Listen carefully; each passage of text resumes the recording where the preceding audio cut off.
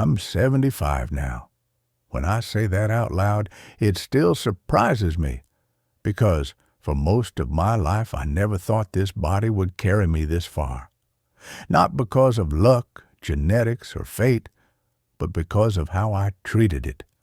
For 50 years, I treated my body like an enemy I had to conquer. I ignored its warnings, mocked its pain, and pushed it beyond limits I pretended didn't exist. I thought strength meant enduring endlessly without complaint, and discipline meant denial. I thought endurance was courage, and rest was weakness. I was wrong, and now, at this age, every quiet moment reminds me of that truth, with aches and fatigue that speak louder than words ever could. In my 20s, my body was forgiving. I slept little, worked long hours, ate whatever was fast and cheap, and laughed at the idea of rest. Pain was something to push through. Fatigue was weakness. Doctors were for people who complained too much. I believed my body owed me service, not care. If my back ached, I told it to shut up. If my stomach burned, I drank coffee. If my heart raced, I called it ambition. I didn't listen because listening would have meant slowing down, and I was afraid of what silence might say. By my 30s, the signs were clearer. Weight crept on, joints stiffened, headaches became familiar. I noticed them, but I made deals with myself. I told myself I'd change later, when work was easier, when life was calmer, when responsibilities were lighter. Later became my favorite lie. I used food as comfort and stress relief, not nourishment. I treated sleep like wasted time. Exercise felt optional. My body asked for balance. I gave it excuses. In my 40s, the consequences began to demand attention. Blood pressure rose, sugar levels climbed. My knees protested every staircase.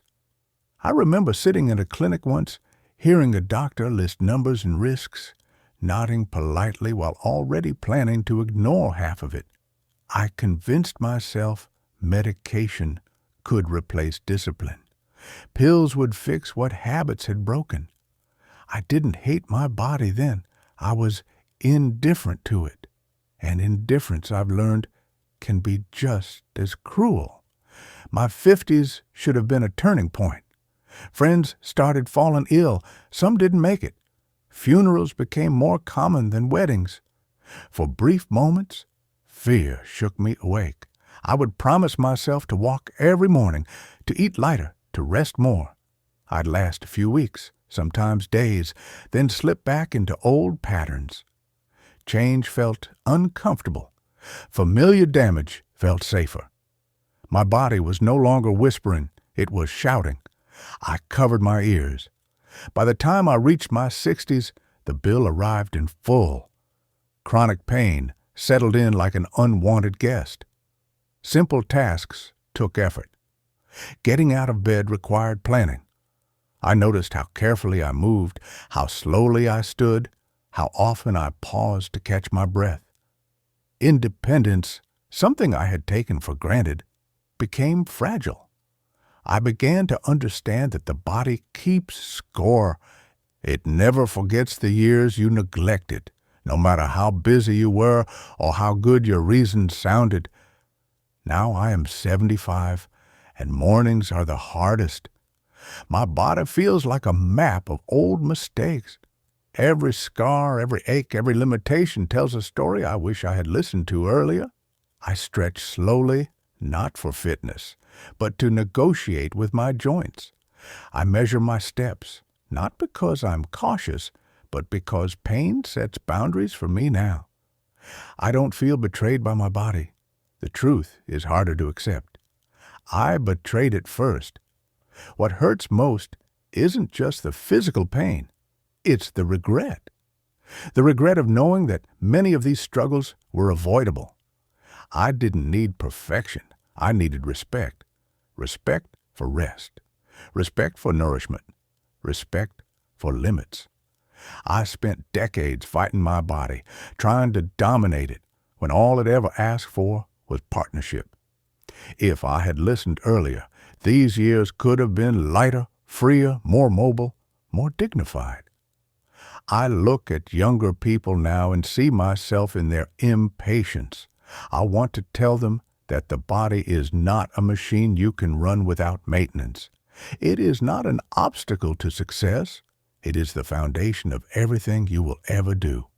Every shortcut you take, every warning you ignore, every habit you excuse, you are storing it for later. And later always comes, quietly at first, then all at once. I can't go back and undo 50 years of damage. I can only live honestly with what remains. I take care now, not to fix the past, but to honor what's left. I move gently. I eat with intention. I rest without guilt. These small acts feel heavy with meaning because they come so late. My body and I are no longer enemies.